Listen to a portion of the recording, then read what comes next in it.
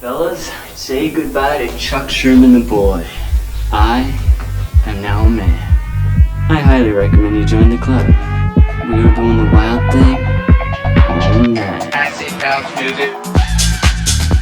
Hey, what's up, everybody? This is Sherman. Sherman, I cook all this food. Is that all you gonna eat? General Sherman realized and understood the importance of house music. So, do you know anything about techno? No. Listen. Get it on. Hey, what's up, everybody? Welcome back to another brand new episode of Sherman the Booth. I'm, of course, your host, Sherm. Today is Wednesday, December 9th, 2020. This is episode 138. Ladies and gentlemen, we are rounding out the year with some amazing interviews, and I am so excited about this one, guys. It features my man, More Than Friends. This interview has it all. Laughs, check. Energy, check. Good vibes, check. I mean, what more could you ask for? In episode 138, we got More Than Friends' full story. We talked about his early inspirations and influences. This guy's based out of Southern California. He used to play in bands, and his dad's actually been playing guitar since he was 13 years old. Needless to say, music runs through his blood. Now, More Than Friends has had quite a journey as an artist. He's changed his name and sound multiple times, but he still appreciates all the valuable lessons that he's learned that have helped him get to where he's at now. I don't want to spoil anything, but you're going to want to listen into this part because he has had some pretty funny experiences before he became More Than Friends. Now, of course, one of the main reasons I wanted to have him on is because this guy is an incredible producer.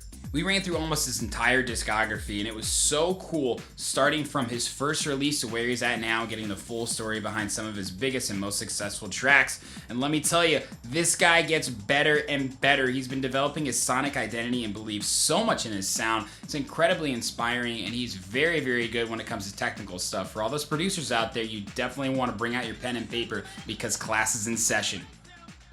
Now, if you guys listened to the DJ Susan interview, you might remember the label Hood Politics. More Than Friends is actually the co-founder and head A&R, and it was so cool to get his perspective on the day that it started through where they're at now and, of course, their goals for the future.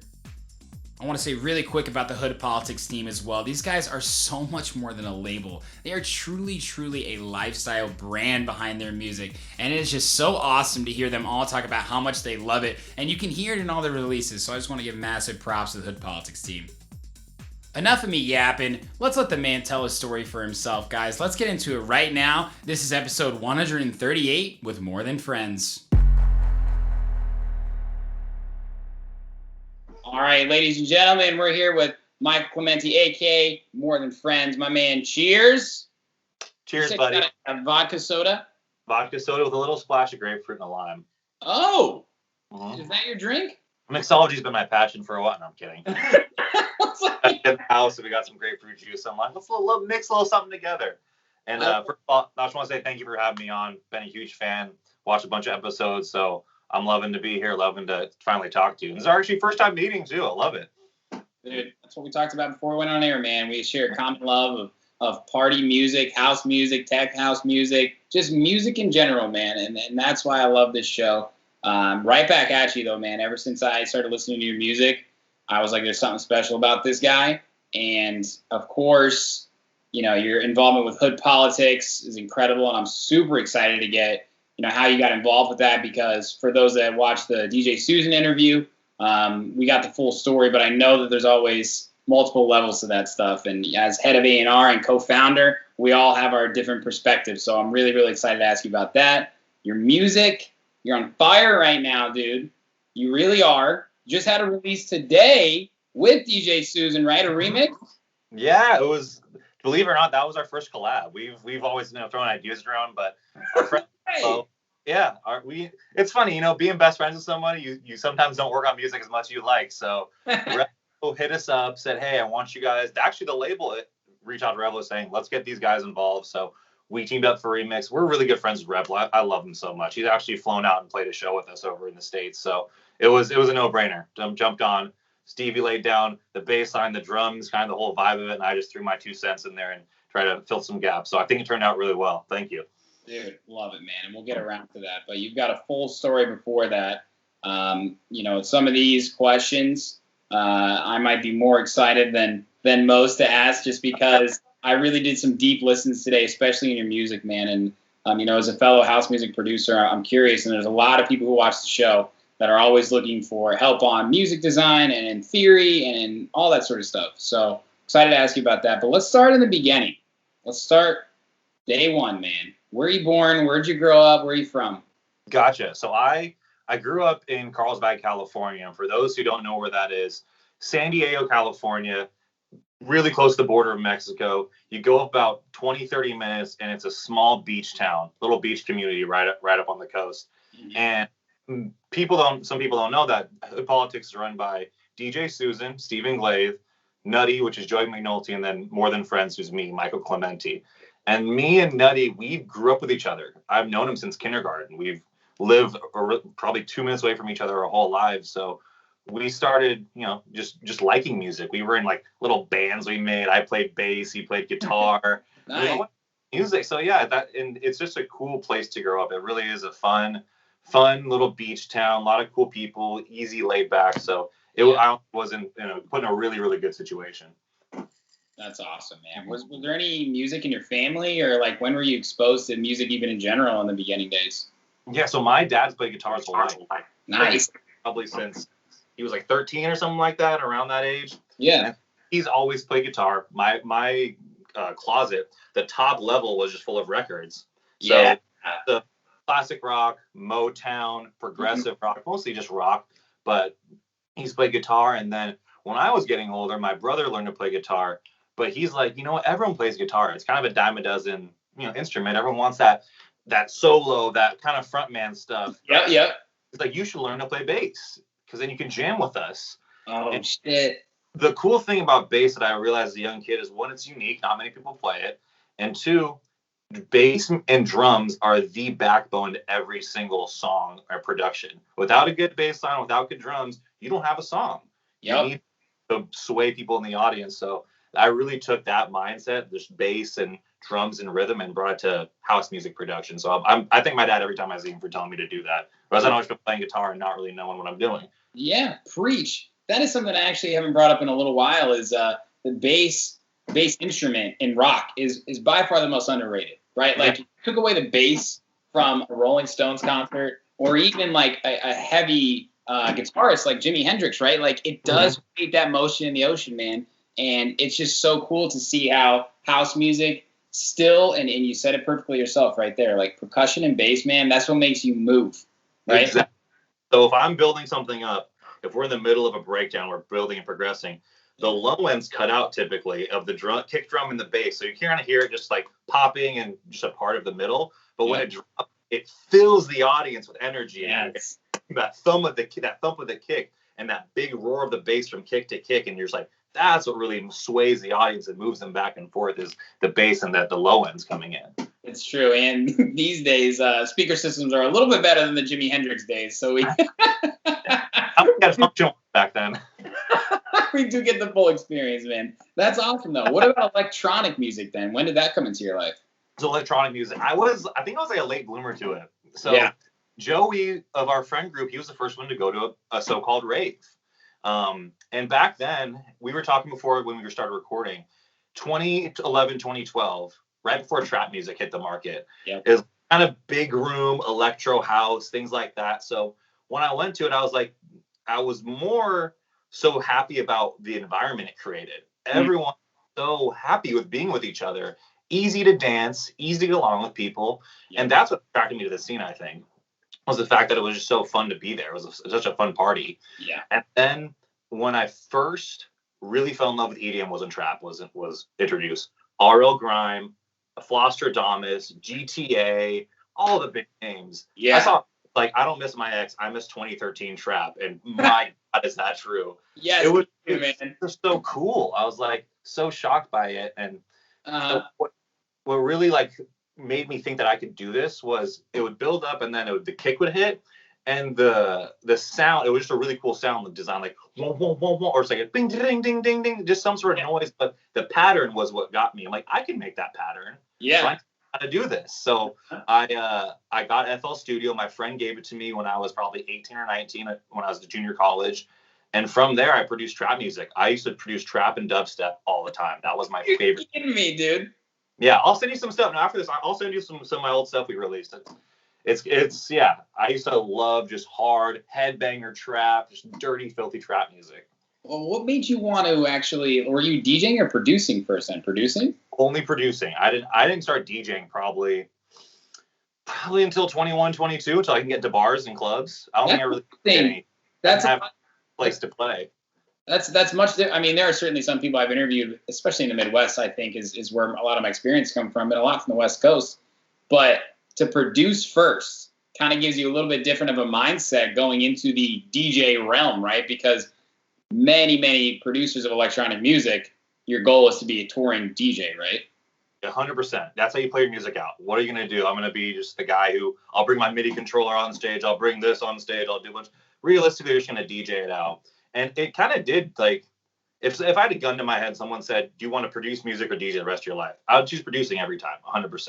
Because I need to be able to create. I need to be able to get ideas out. But it was only when I started DJing, actually getting shows, that I really fell in love with the art of DJing. Like we were talking about James Hype, people who take it to the next level. And the whole idea I want to do was I'm going to take all the music I've made and play an hour of just More Than Friends songs. I did that for a long time, and I still do that for the time. That's awesome. So were you releasing dubstep music as More Than Friends then? I've been through 5 different names, and we'll go through them all right now. Take me on a journey. Let's go. So the first name, when I first released a song, I think it was a house music song, though. I think it was just some sort of poppy house song. It was Michael Clementi, and then it was Clem, and then it was Menti. Okay, let's stop right there. You're not a real DJ unless your first DJ names aren't something if your last name and first name combine. Totally. I couldn't agree more. So Michael Clementi, Clem Menti, and then I wanted to get like really hardcore. I want to be a fucking badass trapper. Then emerges Gold Clap. Gold Clap. It's so dumb. It's just so fucking stupid. What a dumb name that is. But when I was doing trap, I was like, Gold Clap, super hard drop. Gold Clap. You know, this song. Makes sense. And from there, let's say what brought me to house music was going to a Desert Heart show when I was 21 with my ex-girlfriend.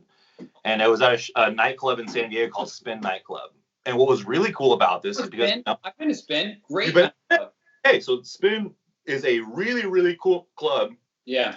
Not directly in downtown the Gaslamp district, where it's kind of, they play like top 40 hits and you're partying with your friends, but by 2 o'clock you're out of there. Last call's 5, you're out. Get the fuck out, go home. Spin Nightclub stays open till 6 a.m. sometimes for shows. And this is the first time it's ever happened to me. So we can stay here pretty much till the break of dawn and just party, hang out. We can talk to the DJs, talk to people who hang out with them. And that's like what really changed my mindset. I'm like, all this music is banging. Yeah. All of it is just pumping tech house. There's not like creepy guys trying to dance and get with girls. We're all just dancing next to each other and just feeling it and really loving it. And from there, I'm like, I went home, like, I need to start making house music. I just really need to start diving into this. And I really, really liked Desert Hearts and Dirty Bird when I first started. I was like, I can't get over how dope these guys are. Yeah. Desert Hearts, Dirty Bird. And then once I found like Latman, Detlef, Max Chapman, Apollo 84, Rafa Feld, I'm like, now we broke the glass ceiling and we're going up some more. I'm like, this is something I never even knew about. Yeah. And that's where I dove. That's where I am now and where I'll be the rest of my life. So I didn't go from Gold Clap until More Than Friends until I was 24. So for about 2-3 years, I was just working on my craft, trying to get good and getting myself able to send music out and put it out as More Than Friends. That was the biggest transition in my music career.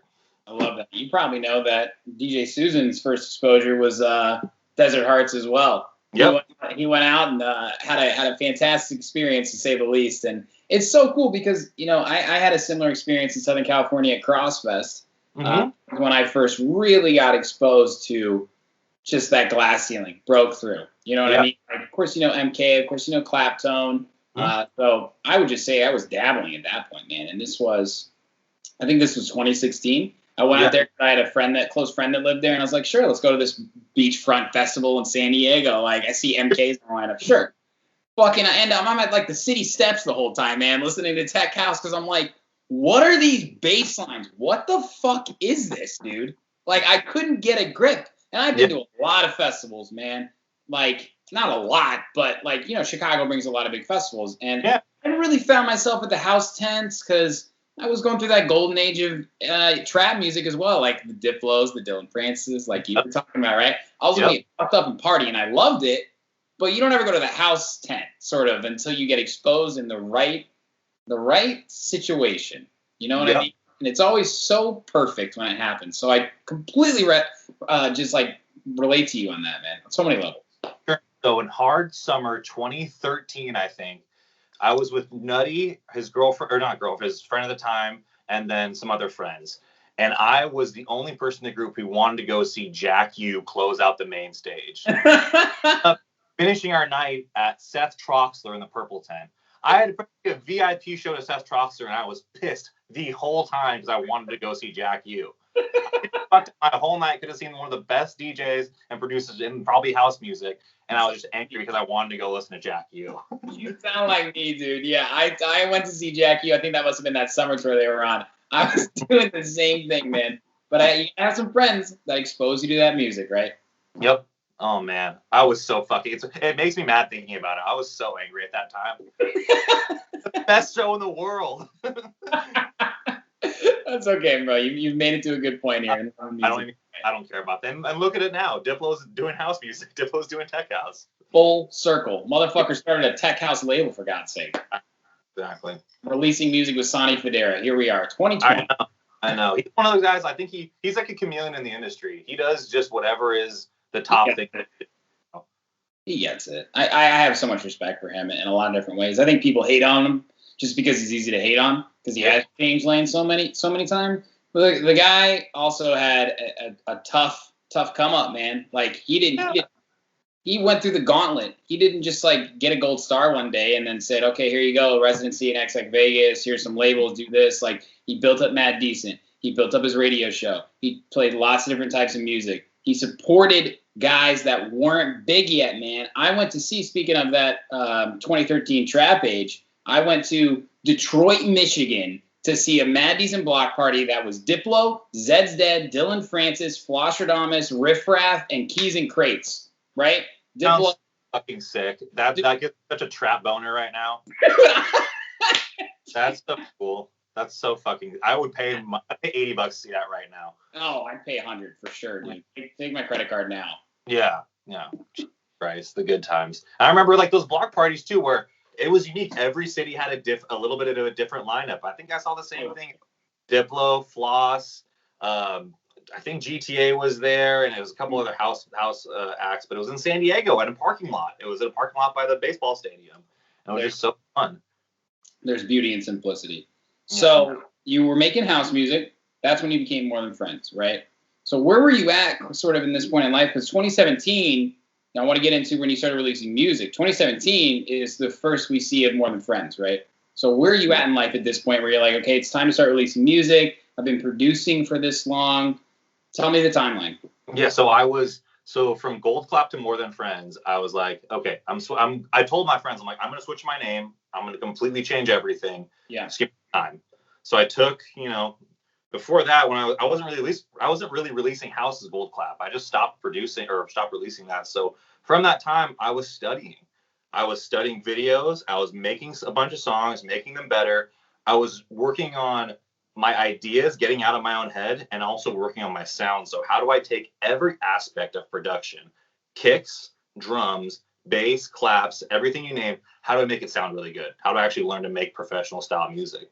So I did that for like 2 to 3 years, and then I self-released my first 2 songs, and then a small label from the UK called Inspirato hit me up, said, hey, these are really dope. We want to put these out on our own label. I'm like, holy shit, this is the first time this ever happened to me. And I'm like, I pulled them down. I sent them the pre-masters, so I got a couple releases on them.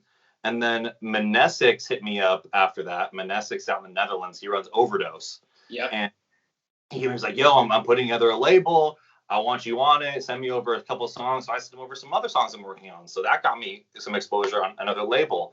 So what I would do is I would send songs to labels, get denied by most of them, and then I would put them out myself. But what I would use is Hyped It. I think Hyped It's a great tool for young producers. I've heard this before too, and we were just talking about this. I've been sending out this music and a bunch of labels are denying me. I don't know what to do with it. Yeah. Put it out yourself. Just put the song out. And what Hyped It does is they make it a fan gate. And people don't know what a fan gate is for young producers out there. It means that if I want to download it, I have to like you, comment, and repost the song. Yep. But I get a free download from it. So not only are you getting free music, but now as an artist, you're getting return. Yep. They go above and beyond too. In the tech, you can put the category, and then they'll put you on a top 100 playlist. Luckily, my third song I put out called Break It, not Break It, Touch It. It was a remix of Touch It, Bring It, Babe, that Daft Punk song. It went number 2 on that chart. So I'm saying I put the song up for free and I'm reposting. I'm number 2. I'm number 2. I'm number 2. Well, this is this guy's third song he's put out. What's going on? We got to talk about this guy. So it gives you credibility as a young producer, which gave me so much confidence. Yeah. Gave me so much confidence that says, what you're doing, you're on the right path. So keep going. Just keep putting music out. Keep trying. That is a great piece of advice, man. I use Hyped It all the time, and it is without a doubt one of the most powerful just grassroots tools you can do. And right now without Hyped It, I think that's one of the best tools to put out free music.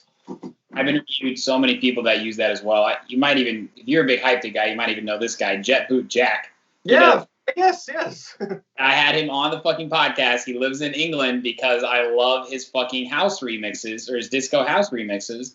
And I go, dude, you literally fucking top the charts every single time. And he gives so much of his success to that. And the coolest thing about that website to me is, and again, it goes back into SoundCloud, because talk whatever you want about SoundCloud, know the normal market, the Spotify market of 250 million or whatever it is, doesn't use SoundCloud to necessarily stream, but it's still a powerful tool for DJs to find new music. It is still a powerful tool for DJs to build their brands, and it is a incredibly valuable tool, like you said, to find new fans, because never once when I see a song and I want to download it, am I like, oh, I got to follow this guy.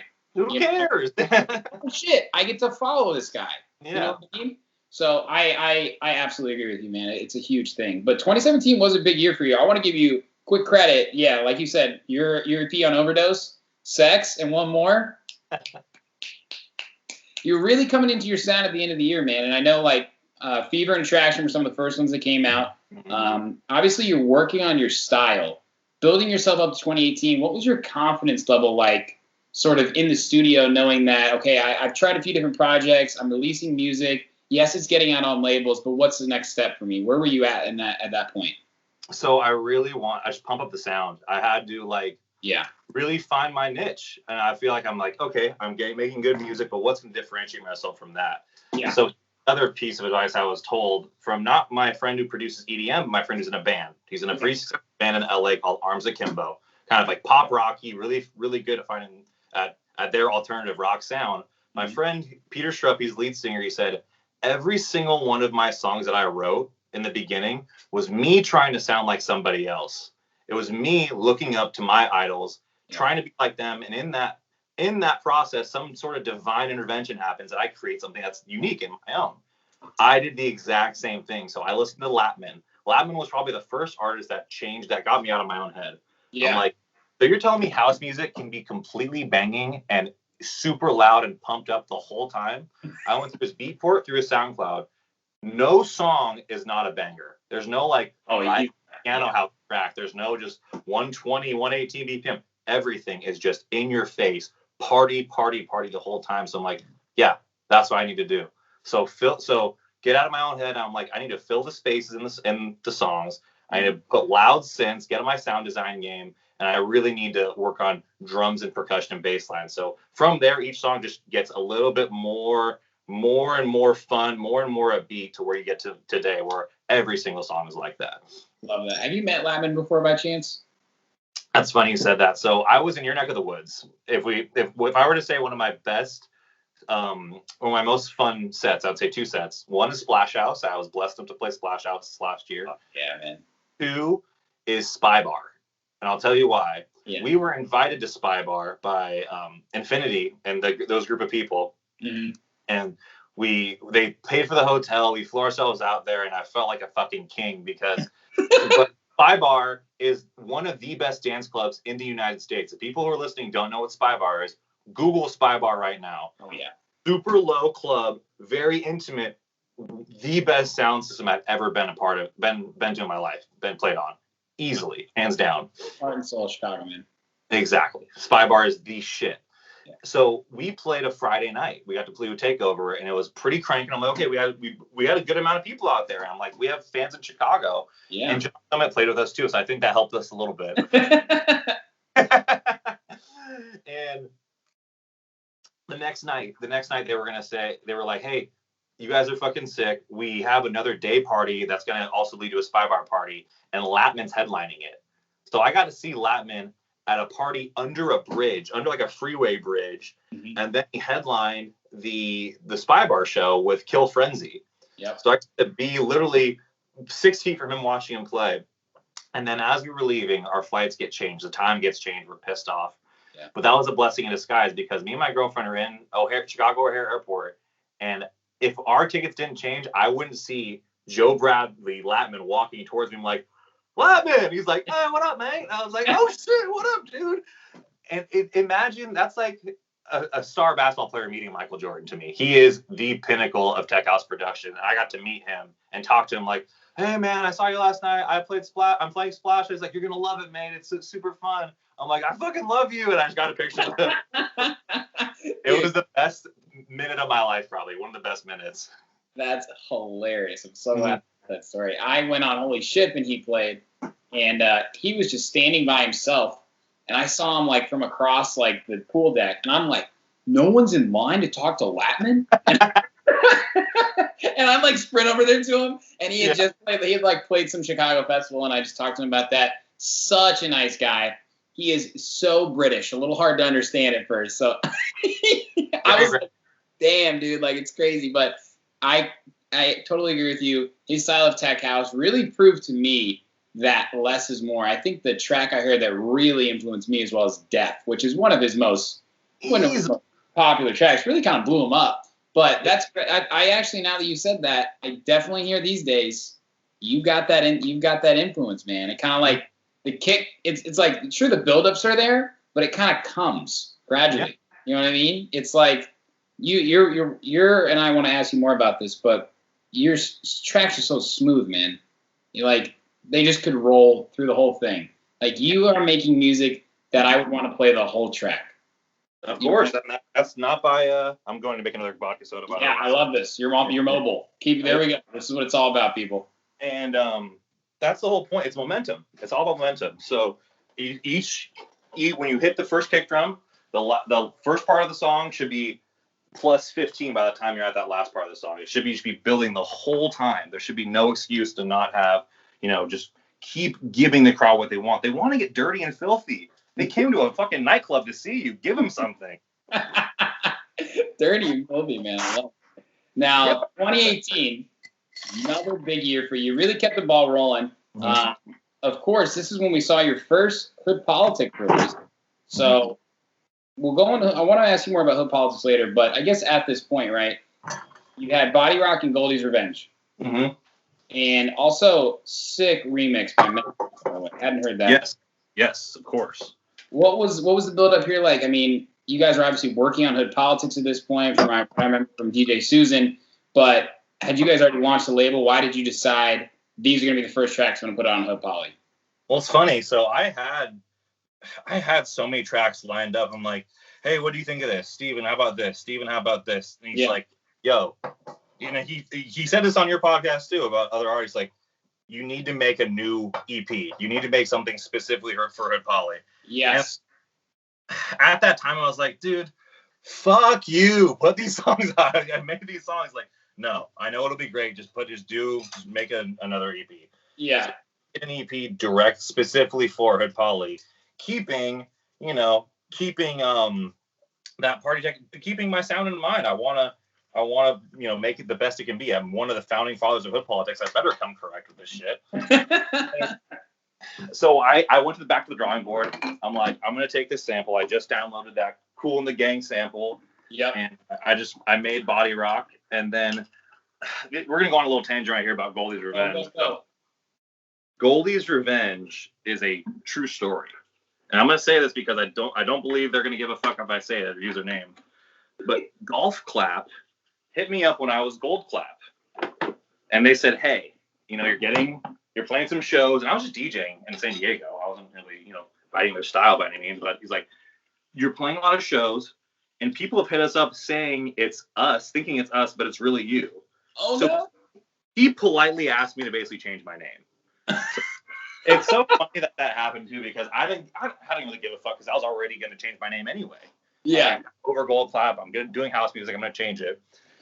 And so Steven and Joey are like, you should make this next EP called Goldie's Revenge. Like, it's your first EP, and it's all new music anyway. So that's where the inspiration behind Goldie's Revenge came. Wow, dude. Holy shit. That is fucking awesome. And it's funny because he was playing Sex. He played Sex. He was playing a bunch of shows like using that song. So I don't give a fuck about it, to be honest. I'm happy he told me to do it. And just the fact he knew who I was cool. Yeah, I don't care. Wow. Yeah. And now they're separated, actually. I know, dude. Crazy, right? Things that you never think would happen. Flosstradamus, now Golf Clap. There'll be more to follow, that's for sure. But great tracks, man. I could hear in that one, obviously, like just kind of listening through your discography there. You're mixing and mastering and getting better. The songs are louder, the songs are more clear, right? And then some dope remixes come in. Shout out to our homie Greco. Yeah. You Sweat on Spira. Did really, really well on SoundCloud, I saw. I looked at Spira's SoundCloud. I think it was like top 5 of their most played songs too. I was like, I'm fucking dumb. That's something to be proud of, man. Like even now, and I think that at that time too is when Tech House was really making waves in the festival scene. That wasn't just house festivals. You know what I mean? And I think it's because of music like that. So you were a little ahead of your time, I would say, because now that type of music does really well. These edits, these remixes, like you guys still release on Hood Politics and Spirit, those do really well now. But when you released 2018, did really well then and still will do well. Like people will come back to that, Michael, and say, damn, this is a banger. You know what I mean? Easily. I still people like, I'll look at the comments like a month away. Oh, I put this in my mix today. Oh, like 2 or 3 months. I'm like, it's been out for like 3 years.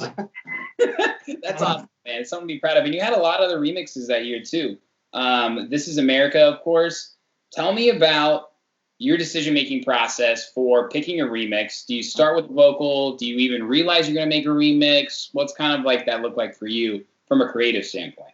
So it's a mixture of 2 things. One, how much do I really love the song? I remember my girl Jessica. She's like, I really like the song. It's like a rap song. I'm like, this is really dope. This is really, really sick. Mm-hmm. And once you kind of narrow down the song you like, it's finding the acapella. I think one of the hardest things for a producer to do is find a good, clean acapella. Yeah. And even with that one, if you listen closely, there's a little twang on it. There's a little bit of fuzz, a little bit of imperfection, which I think is kind of cool now. But when I was making it, I'm like, why can't I get this really high off? But when I found a good enough vocal, I'm like, it's over. I think the hardest part is getting a vocal. Yeah. I can make drums, I can make percussions, synths, build up, but then I'm stuck. Okay, what's the song going to say? What's the identity of it? Yeah. With that, when you do a remix, you already have the identity, really. You have the vocal phrases, you know the vibe you're going to do. So what I wanted to do, especially with that one, was create a scene. Mm-hmm. This is America. There's more than that to the song. It's This is America because of how bad the police brutality, the separation of the rich and the poor. There's so much more behind the song. So before the drop, I didn't just find that sample out of some sort of gangster rap movie. I created that out of nothing. I found a police helicopter. I took every gunshot, the bodies dropping, the get down on the ground. I placed all that like it was a movie, and then it builds up to the drop, and then the synths come in. So I was like, I knew exactly what I wanted to do before I made that song, which was why I think it was so easy. I made it like a day, I think. Oh, man. Don't you love when that happens? Doesn't happen very often, does it? No, rarely. I think maybe 2 or 3 songs that I put out actually that's happened.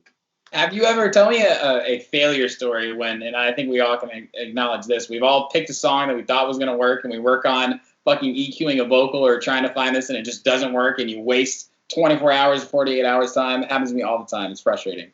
Let's put it this way. I'm on ID 139 right now. I have a lot of songs I can go back and be like, this song will not work. It just doesn't work. But then again, You never want to delete a song. Don't delete a song idea. Your computer has plenty of space on it. Don't delete it. Graveyard, man. Graveyard. Go back. Yeah. I think you know what? I think Skanka was talking about that, man. He saves, or actually, you know, it was Skanka mentioned it too. This guy named CLB. He makes drum and bass. He just had a release out on Space Yacht's label. He was talking about how some parts of songs, he's like, man, I love the percussion on this, but it sounds like fucking shit with this bass line. Or I really love the bass line on this, but it does not mesh with the vocals. Then you could save as some random thing, right? But you go back. Yeah. And you can make it fit. And it's so crazy how our mind works with creativity and how our ears work with it as well. Because something in your head, you're like, this is going to be good. Yeah. Your ears, you're like, God damn it. And then your heart's like, come on, Matt. Like, well, what's it going to be? What's it going to be, right? It's just so crazy music production, man, like how that happens. And I've been in so many like long periods of writer's block too. We all have. I think everyone's getting through writer's block where you just don't even open your program for a week or so. And you're just like, you go back like, what am I going to do now? What am I really going to do? But I think to get out of writer's block is to get inspired. Start listening to other music, listen to something you want to make, and then go back to the drawing board, try to make something like that, and then you make something else. Writer's block. I've had plenty of writer's block in my life, especially, I think this is probably one of the worst ones. Coronavirus. Can't play any shows. I'm stuck in my house. The height of the George Floyd murder happening, when I was like, everything I turn on is just police brutality, blacks versus whites, and just a big separation. I'm like, I don't think I can make music right now. Even when I do, I just don't, my mind's and heart's not in it. Yep. I was like that for about 2 weeks. And then I started just re-listening to like live streams, a bunch of people like doing production videos. And that got me inspired again, you know, just be like, okay, now I'm getting back in the swing of things. Things are getting better. And just listening to other people's music inspired me to make music. That's what got me out of it, I think. Love that, man. Greg's good advice there. Also, want to acknowledge you really quick. Your Right at Home Indian Summer remix. That one caught me off guard, dude. That fucking drop is sick. Thank you, my friend. It's kind of a funny story how I even got that remix. So I was working with Lubelski. So back to when I was saying that Desert Hearts really brought me in. I was trying to message them, DM them. Hey, I got the song. Hey, I'm working on this. You know, this, that, and the 9 yards. Yeah. Lubelski was one of the only ones who reached out. Was talking to me. It's like, hey man, I like your sound. We chit chat, became friends, like we're talking right now. And he invited me up to work on music with him. I'm like, okay, cool. So he was roommates with Fritz Carlton at the time. Okay. When I got up there, we went to his room, but Fritz was sitting with just a guy, just a person I'm producing music with. Yeah. And Lubelski's like, you don't know who that is? I'm like, no. He's like, that's Matt Handles. He's one half of Yolanda Be Cool and runs Club Sweat. Yeah. And I was like, holy shit. And Yolanda Be Cool, people don't know, made the song Bob Americano. That was their first, one of their first really, really big hits. Yep. So we're working on music in one room. They're working on music in the other room. At one point, we're all taking breaks, just chit-chatting shit. I'm showing music, talking this. And then we go get sushi at like midnight. It's in LA, so things are open like that. So we're walking as four people, Lubelski and Fritz in front, and I'm just walking with Matt Handles, just talking to him as a 24-year-old kid who's just making house music. Yeah. I'm telling him the same thing. I'm talking to him like, yeah, I make tech house. I'm doing this. I try to do only my songs in my sets. And he's like, oh wow. So we eat sushi. We have a good time. We go back. And he's like, all right, I'm gonna head home. He's like, hey, I'm gonna give my contact to Fritz Carlton and Lubelski and they can give it to you. You should email me some of your stuff. And I was like, fuck that. I pulled out. I'm like, no, just put your stuff in right here. I was like, just do that. He's like, oh, okay, mate. And he puts it in, and the rest is history. I sent him some stuff. He's like, this is all banging stuff. And then he hit me up. It's like, hey, we have a release for Indian Summer. It's more of a poppy stuff. We're looking for more progressive, like tech house stuff. Want to get you on there. So I'm like, my heart's fluttering at this point. I'm like, holy shit, Matt Handles, you know the guy, Pop Americano guy. I was telling everyone that. I was telling Pop Americano wants me to remix the song for his label. So it was one of the most grueling remixes I had to make. I make it. I'm loving it. Okay, here's a copy. Hey, mate, it's good, but you could do this, that, and the other. Okay, do that. this goes back and forth. Probably, I think I was on like V9 when I was done sending it to them. Like, hey, I think I have it down. Let me know which things. Like, this is the one we're looking for. So I was super stoked. It was like me, West End, and somebody else. And it got like no publicity. It really got nothing on social media or anything like that. But it was just a really dope. It was one of my top selling songs on Beatport for a while though. And I think it's because I love Sweat. Yeah, absolutely, bro. Nice work. So 2019 comes around though, and things really start happening for you. Like, you've got a pretty good discography you built up at this point. Like you just mentioned, you've got some great label releases. Hood Poly is really picking up speed, man, across the board. I gotta say, your Natives EP really showcases your journey as a producer. From listening all the way back to Fever and Attraction, then going to Natives, man. Natives is fucking heat. And I Want to Feel, obviously, that song has a soft spot in my heart for a lot of different reasons, and it's great vocals, obviously, too. But, I mean, how confident were you in your music production at this point compared to when you really started? At that point, I think I was a little more, I'm feeling myself at that point. Not only can I do the pumping tech house, now I can start in. I love tribal vocals, so I think tribal is one of the coolest ways to differentiate tech house. Now we have a banging tech house song, but the middle of breakdowns, everyone's kind of dancing a little tribal. Yeah. It kind of now it's not a party song. Now we're all part of this tribe and shit. Yeah, what do you do? He does that. Oh, it's the Yahweh. I love tribal stuff. I think it's such a cool way to break down tech house and lead to a tech house breakdown. So I was really feeling myself at that point. At that point, I was like, every song there was like between that EP and like my next releases, I signed those within like 2 or 3 months just because I was feeling myself so much. And I Want to Feel, then that's a breakdown, a poppy breakdown with a piano breakdown. But then it goes to a party tech kind of drop. Mm-hmm. So I'm like, I can really work with it now. There's something that someone told me, like, you need to know the rules before you break them. So the first year and a half is you got to learn the rules, know what you're doing. Once you know what you're doing, start tweaking some stuff, pushing limits and going beyond, and then you can start really creating something really cool. Yeah, love that, man.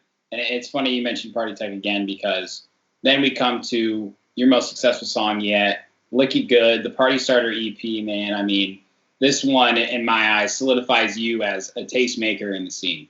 You know what I mean? Like, you obviously are a humble guy, man, but I want to acknowledge you for this track. I actually, I was looking through your discography today, didn't even realize that I had hearted that song when it came out before I even really knew you. And I was like, oh, shit, man. Like, I remember this one, and I think it's got over 300,000 plays on Spotify, which is really fucking good for tech house. Song, dude. That EP, man. I'm gonna cry. That whole EP has something special behind it, and I'll tell you why.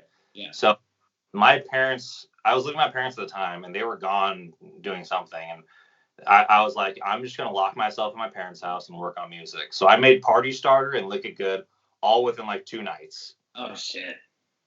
I mentioned this guy before, but Rafa FL, he had a song called not How We Do, but there was another song, and it breaks down right before the breakdown, like I do with the laser effects, he does with another effect. Mm. And I copied him. I Instagrammed him like, Rafa FL, what do you think?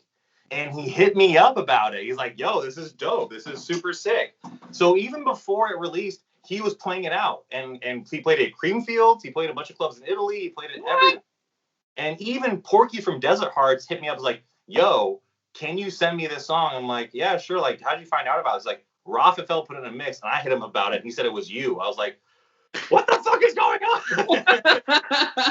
That's awesome. I'm feeling myself. I'm fucking feeling myself. Even to talk to Joey and Stevie, like, I was like, I'm the star of Web Politics. Yada. You deserve it, man. Dude, I'm feeling myself. And it was even beyond that story, Rafa FL said, hey, bro, I'm going to put a label out called How We Do Records. I want this to be one of the first songs out. I love it. I'm playing it out, yada, yada, yada. I'm like, yo, I'm super down. I've been a fan of you my whole production career. Love you. Love the sound. Let's run it. 6 months go by. Year goes by. Year and a half. Hey, man, what's going on the label? So I'm just sitting on this banger song that nothing's happening. So at some point, he just stops responding. So I was like, it's time. It's time to put it out. So I already had Party Starter and Lick It Good ready to go. Yeah. And The Place to Be, which is, I think, that's probably one of my favorite songs I've ever made. And I made that like 2 weeks before I put the EP out, not knowing it would be so good.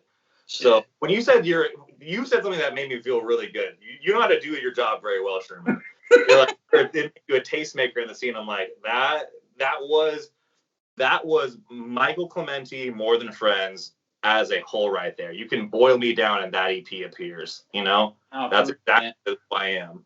I mean, it's true. Like, this whole time you've been really talking about, like, what is my sound like? And you mentioned it before we got on air, like, as one of the co-founders in Hood Politics, right? Like, of course you guys are going to give back to your label. I know DJ Susan only released on Hood Politics for a long time. We're talking about Nutty today. He's kind of the left field within it.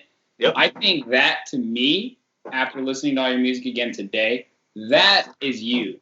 And I am not surprised that you agree, because that's the dealer's choice, but it's also the fan's choice, man. And I will never. I play that. If we were playing shows, I'd play at least 2 of the songs every set. You know, you can't go without it. Love that, man. But you kept it going, of course. 2019 ended pretty big. Another Hood Poly release, Higher, some more remixes. But 2020 comes around. Of course, this has been a tough year for the music industry. There's no secret about that. I want to acknowledge you again for continuing to put out heat. You know, just from talking to you right now, obviously you have a lot of your music kind of on the backlog. 2020 starts off, or I think you started off, it's hard to find out sometimes with fucking Spotify. Right? Yeah. Make My Body and Kill Them. Mm-hmm. Sick tracks. Said, fuck it. How long were those done for? Because those would do so well on the system, dude. Yeah, exactly. And those songs, too, it's the idea that I'm just going to make music all the time. Once you get a song in its grasp, and I found those vocals for Make My Body, I was like, you know, just hammer it for a week. At a release party, we had a release party at Kettner Exchange. It was the first song I played, and it just went off, too, because that song goes so hard on big speakers. I think it's one of the best productions. Sounds so good on fucking AirPods. That's how you know. So hard too. I love it. And that was a self-master too. Once you, as a producer, if I were to give any advice, learn how to mix down professionally, learn how to master professionally, learn those things yourself, because then you're unstoppable. No one can hold you back. And Make My Body was, I wanted to create like almost like a 1980s drum where I do a lot of claps, like layered claps. I want like a big snare, a big reverby snare each time. It's like a 1980s actual drummer on there. Yeah. Make it simple. Make it super simple. Make it super pumping.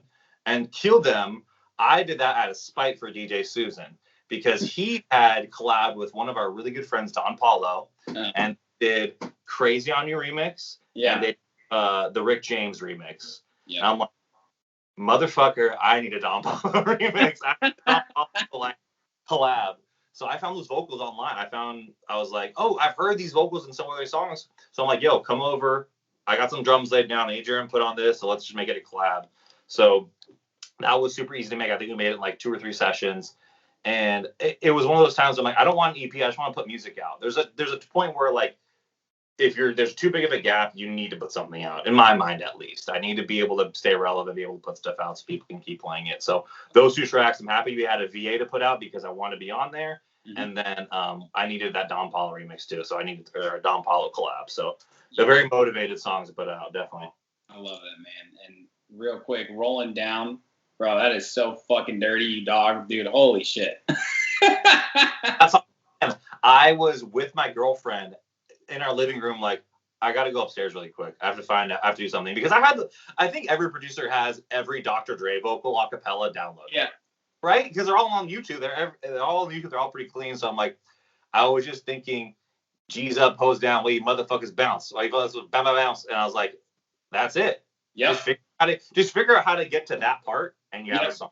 Yes. So it was just easy. It was easy. It's like one of those songs, once you have the vision and you have the tools, it's over. It's done. That's some Skonka advice right there. He did that with, I can't remember, I think it's the track Jordan off his Jordan EP. Did a very anything Skonka does is really good. I will vote Skonka every time. I love him.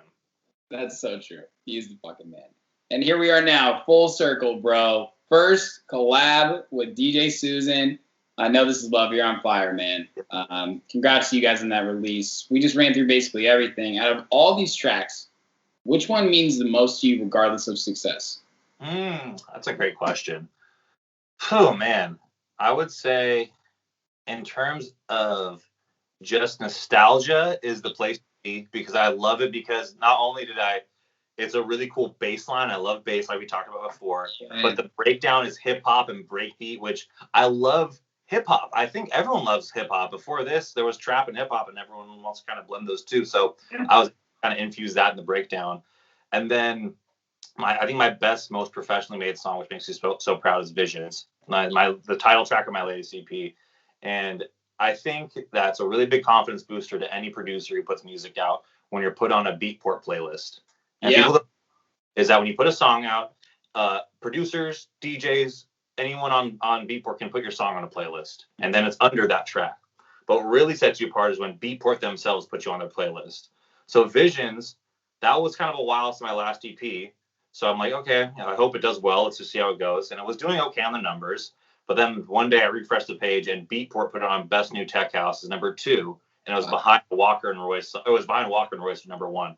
So I'm like, if I can get behind Walker and Royce, that's pretty cool. I'm above like some people like Miguel Bastida, Max Chapman. I'm like, I'm just a kid from Carlsbad doing this. I'm not a famous producer. So if I can do this, I guess I'm doing something right. You're making it tangible, man. I love it. I want to go a little bit into your production process. Obviously, this didn't happen overnight for you. You talked about multiple name changes, genre changes. Are you still in FL Studio, or what do you use now? I still am in FL Studio, and I'll be there for the rest of my life. There you go. Man, sticks to his guns. I'm a Logic guy. Yeah. Annoyingly a Logic guy. I almost hate it. So let's stop right there. Why is it annoying? What's so annoying about it? I love it because it's what I've always used, but there's so many things when most people use Ableton, at least that I work with, workflow, whatever. Everybody's got a toolbox, right? And like I practice what I preach in that regard. But I actually started in FL Studio, funny enough, and it's easy to use. It's almost like it's colorful. It's fun. You know what I mean? Like too easy. Sometimes it is too easy, dude. It feels like a starter pack almost for producers, but like there's so much. It's like a music production video game for a little kid. I didn't want to say it. Thank you. Yeah, Logic can be just a bitch sometimes, and even when you work with people who love Logic, they're like, "God damn it, Logic! God damn it, Logic! God damn it, Logic!" I know. We like to complain. I think maybe it's the Apple people in us. Yeah, well, I think Ableton's pretty much kind of overcome Pro Tools in the fact, like, the industry standard. Everyone does Ableton. Logic, I still see a lot of men uses Logic. A bunch of people use Logic, and a bunch of people use FL Studio who use PC. I think that's the way it boils down to. That's true.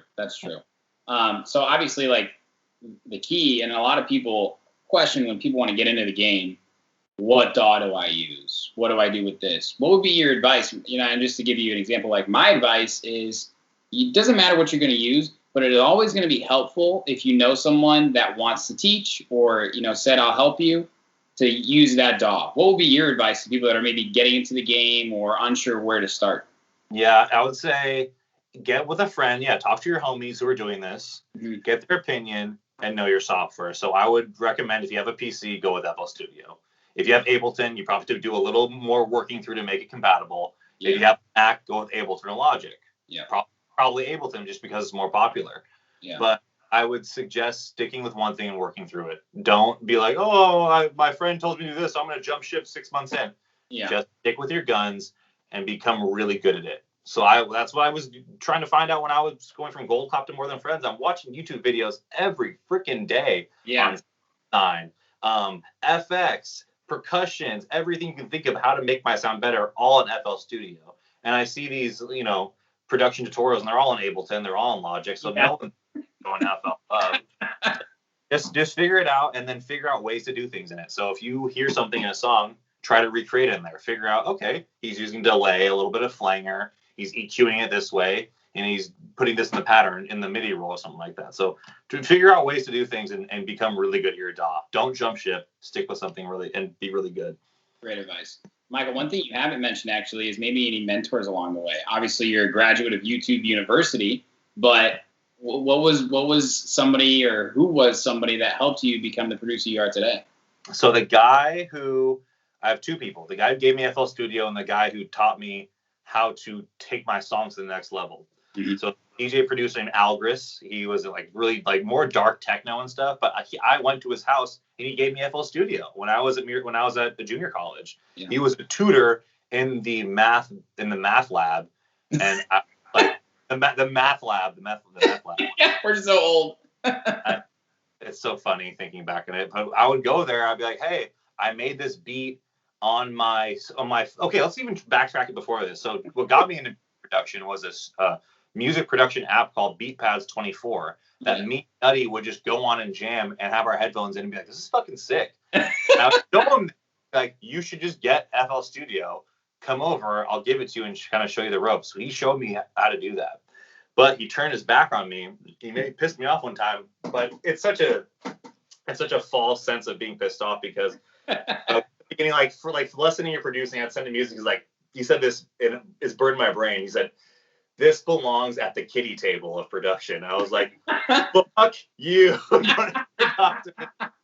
stupid motherfucker. And now he doesn't produce, and now I'm on Beatport playlist. So I owe him a lot for teaching me. And I would like send him the dumbest question, like, hey, this changed. Like, how do I get the playlist back here? He's like, just do this, this, and this. I'm like, oh man, thank you. Just like the most petty questions. And we're friends. He's like just helping me out. So he helped me a lot. And then when I was producing trap music, trap and dubstep, I'm going to send you a couple of songs. It's going to say Gold Clap and Atom Bomb.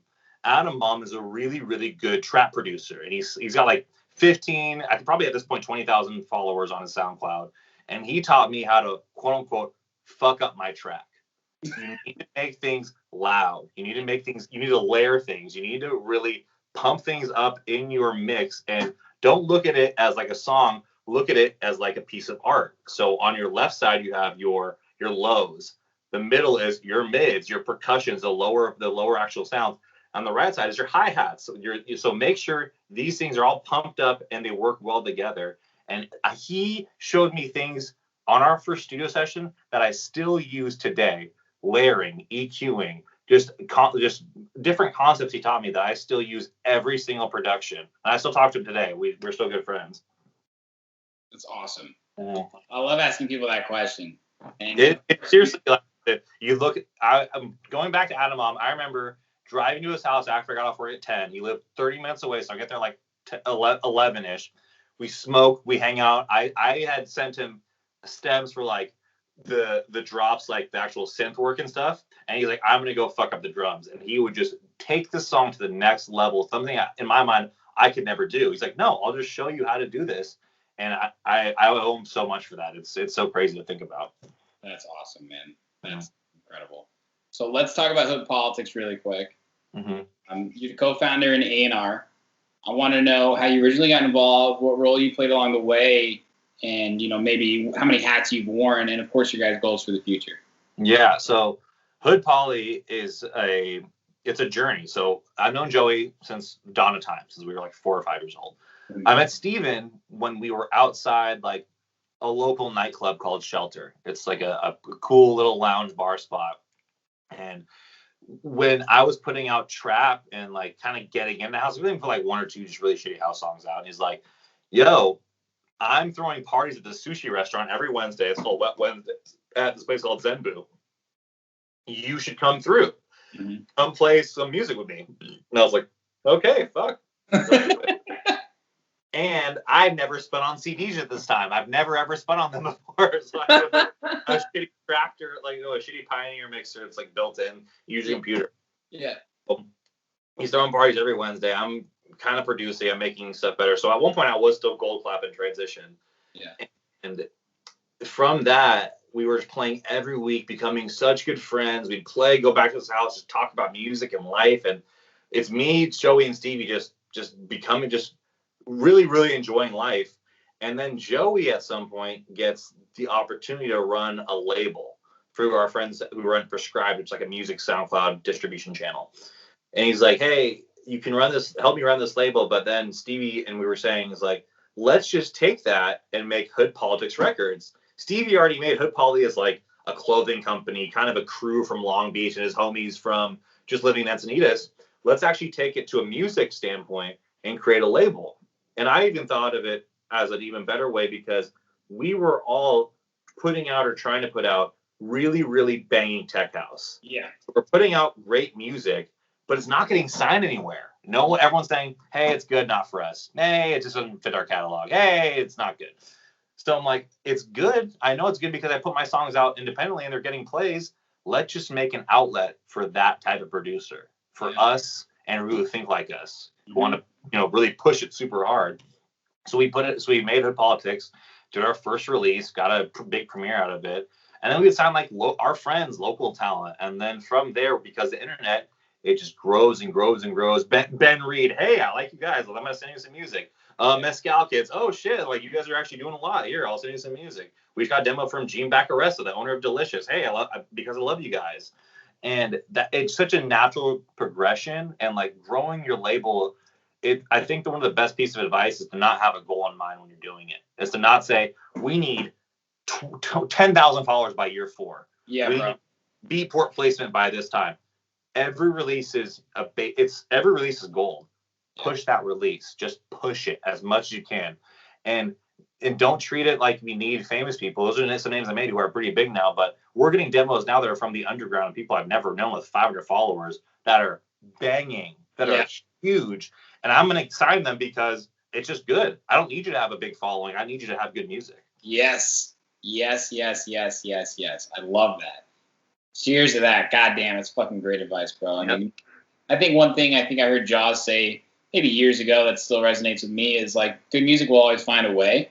And obviously you kind of have to lead a horse to water to a certain extent. Yeah, of course.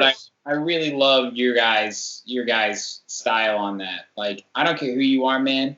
What is this music that you stand behind? And you mentioned it a few times. Like, what is the story with this music? Like when you're talking about the This Is America remix, like what is the symbol? What is the story I'm trying to tell here? Who is the artist behind that? And I think every Hood Politics record, man, like there is something, dude. Like there really is something, man. Like I got so much love for you guys' label, dude. Every fucking release, I'm like, it's gonna be a hit. Yeah, it's gonna be a hit, right? How do you as an A&R, maybe do you disconnect yourself from the producer within for your own style, and obviously try and stay within the lines of what makes sense for Hood Politics? So it depends on the production. So when I look at a song, I see, okay, what's the vibe? What are you doing? So as soon as I click play, what's the vibe? I can tell if it's minimal in the beginning, or I can tell if is it building up, is it banging tech house? And what I do is to differentiate into 2 categories. One, am I going to sign this immediately? Which, that's awesome. Great production, great vibe. Or 2, is this going to be a deny, but I'm also going to stay in contact with this person? Okay. Which means the ideas are there. They have great ideas, but the production isn't there. We call it technical support. I think Joey is really good at this. We'll call it technical support. So when you have him on, he'll talk to you about that. But we'll go, hey, this song's great. Just do A, B, and C and pump it up a little more. And then let's see what we're working with over here, because I think that there's a different style of producer versus I have great ideas, but I'm not there in sound design. I'm not there in production level. It doesn't sound fully pumped up yet, but the idea is really cool. The vocals, the synths, the bass line, that's there, but you just need to work on, making your sound better. 2, which is the harder producer to work with, which we don't, it's just may not be there, but the people who have the production skills, they have every synthesizer under the sun. They'll tell you, oh, I have all this cool analog shit, but their ideas aren't there. Yeah. They're not that good of a song. And for those people, I tell them this: you have to get out of your head. You have to let yourself get out of your ego and really think about what do I want my audience to feel about this. If you want to feel this, good luck. But it's not for Hood Politics. I'm not gonna say good luck because that's fucked up, but it's just not gonna be for us. And again, Susan said this. I listened to it on the way home. Just because I don't like it or it's not for Hood Politics, but doesn't mean it's not good. Yeah. Music's subjective, art's subjective. So it could be, you could be banging for another in another label or category. It's not for us. And don't take it personally. And I feel like I had to go through that a lot as a young producer. Is when I got denied, it made me angry. It made me more mad that they didn't want me, versus it may not be for them. it's not a science, it's an art. So people think like, oh, I'm gonna go to their discography, I'm gonna listen to their songs, I'm gonna make a song that fits their vibe perfectly, I'm gonna kill it. Why'd I get denied? Well, realistically, they already signed those songs. They probably want something else that's kind of like it, but not exactly the same. So Yeah. it's a luck of the draw. You just have to be genuinely yourself the whole time and love doing it, and just love your production. That's what I think really separates. And you can tell who loves their production versus I'm just going to make a song versus for a vibe or for a style.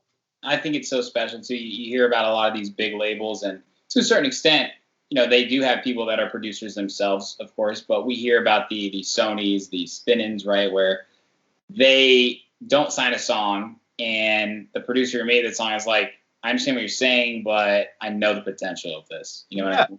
It goes to another label, and then that label you hear about months or years later. I've interviewed some pretty big guys, and in their beginning stages, they talk about that, right? And then all of a sudden, they have a huge release that does so well that they either A, said no to, or B, said no to the style of, right? And I think that's really cool how you guys go about that when you do know, you know what, this guy's a good producer, it's a good idea, but it's not us. But I'm going to acknowledge him for that and give feedback. I mean, you guys seem like the type of guys who respond to every fucking email, man. So props to you.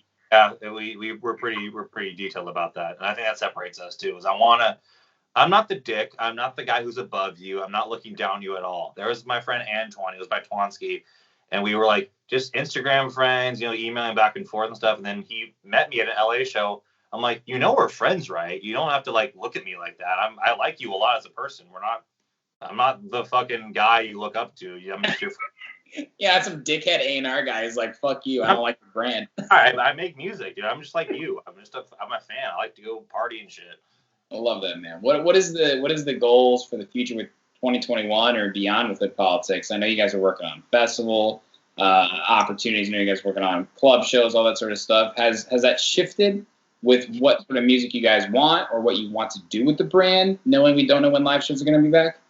Yeah, it's just keep pushing. I like building the underground a lot. Don't get me wrong. There's obviously, it's humbling seeing people I look up to that are sending us demos, which is awesome. But what gives me really like a lot of happiness is finding people who are our sound and have so much potential. And I want to push. I want to build people. I think if I could quit my job and create a career, it's just building artists, just encouraging them, making sure that they get the right exposure. There's this guy I signed out of Islam. His name is Brown Box. And the guy we were talking about before, I hit him up like, hey man, I went through your SoundCloud, I went through your Beatport. Not only is your demo sick, which we accept, but I think we should do a collab. And it was just so easy to talk because it's that same mindset, like just a person. I like to have fun. I like to produce music.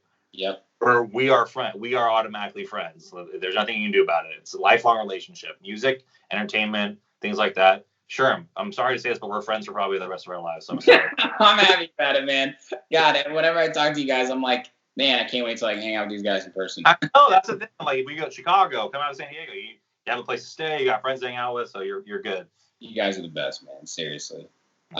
Michael, for as optimistic as you are of a person and so positive, there's certainly some obstacles that you've overcome. What have been some of the things you ran into along the way, whether they be failures that you've learned from or things you didn't think you could get through, and what were they? I think I love thinking about where I was versus where I am now. And in the big scheme of things, I've been producing music since 2018. And not 2018, that's bullshit. 2012. So about 8 years. I was like, what? It's not that long. Yeah. See, a little too many of these getting to you. You're talking shit. I've been producing for about 8 years. And the journey and where I am now versus the sound, I'm like, I know that I can create professional music, and I know that professionals will play it out. So I think I have that mindset of I know how to make music. Yeah. And I always want to, again, build up younger artists. So I always talk about what should I have been told when I was younger. Mm-hmm. And one thing I always thought it was numbers.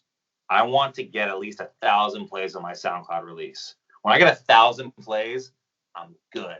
Yeah. If I get 50 reposts, I'm good. Yeah.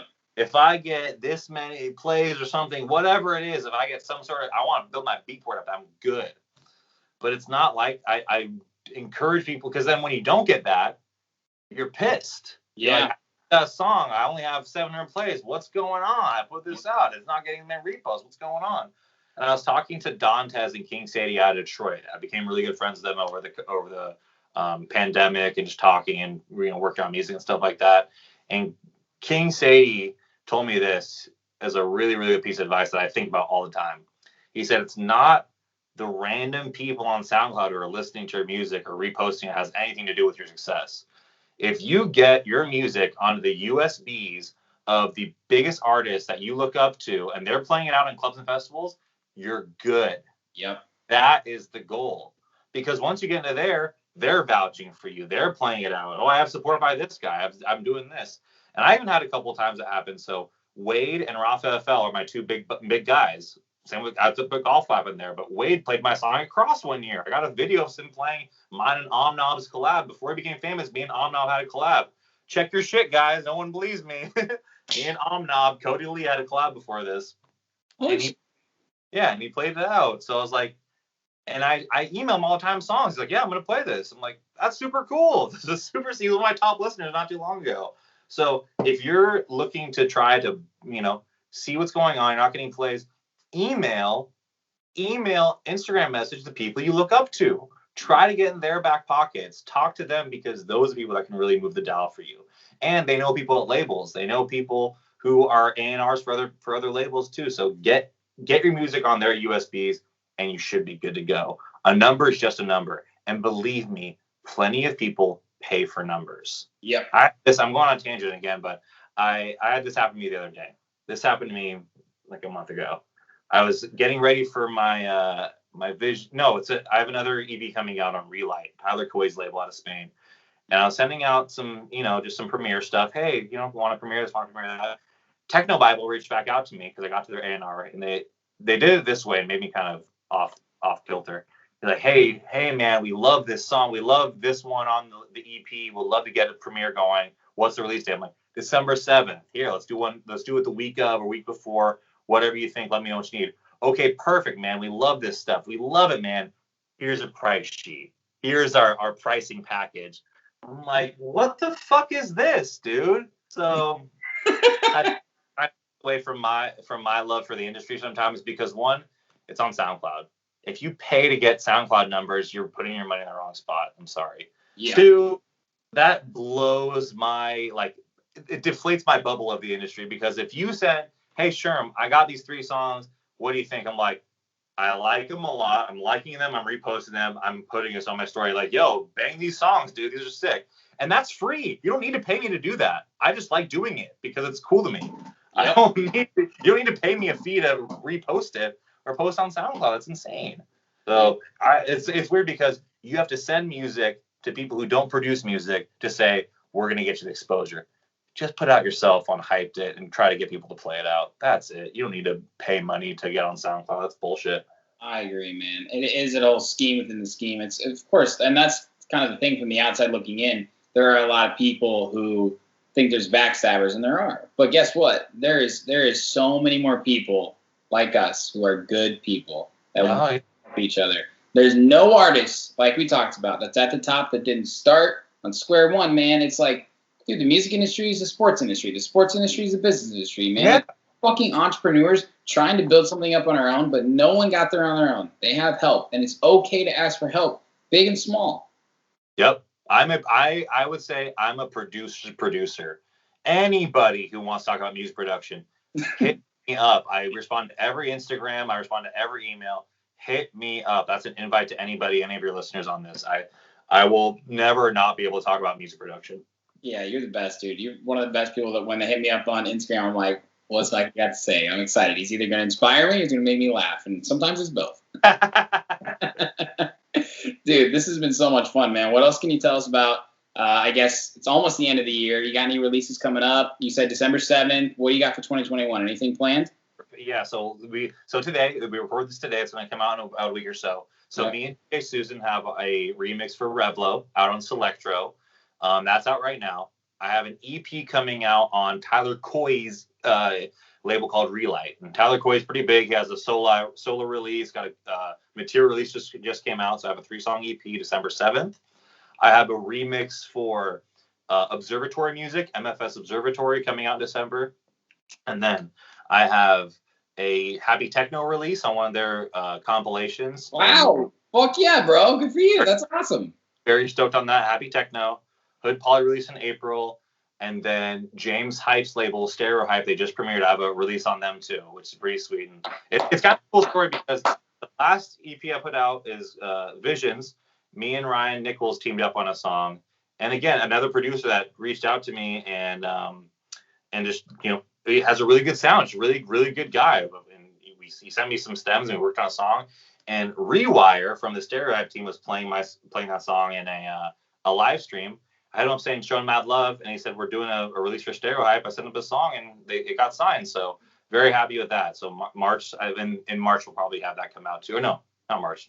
Happy Techno. In late January that's gonna be coming out too. So I have a bunch of stuff coming out and always working on music. So and again also Hood Poly. We're always taking demos. Anybody out there who has songs that would think they would fit for our demo, we listen to every single one. There's no one who gets passed because of followers or anything like that. We take it song for song. I love that, man. Dude, keep it fucking going. Don't let that flame burn out, man. You are doing such an incredible job with Hood Politics. Props to you guys. And I got to say, man, like what you're doing with your own brand and how much you believe in it and how much you love your music is just so incredible. And I want to acknowledge you again, man, for like making this shit tangible. And that's why I do this podcast because like, look at you, like you're fucking glowing right now, bro. I made you glow. You're like, yeah, I told my story. I did this shit. I went through some ups. I went through some downs. I'm up again. And you're here now, bro. Like, keep doing it, Michael. You're inspiring me. You're inspiring so many others. And yes, once again, Chicago does love Hood Politics. I want to remind you guys that. And Chicago and San Diego love Sherman the Booth. So like I said, anytime I got a guest room with your name on it. You know, Steve is in Tulum. You can stay at my house. Yes, sounds good, bro. Jesus, you guys all made me laugh. This is hilarious. I love it, bro. This has been so much fun, man. Thank you so much for your time. I really appreciate it. Thank you, man. I appreciate you. I'm going to send off with a big kiss. Mwah, make another drink. Girlfriend's coming home right now. So we'll talk soon, Sherm. I love you, bro. I will. Love you too, Michael. Thanks so much, man. You have a good night. You too. Peace out, bro.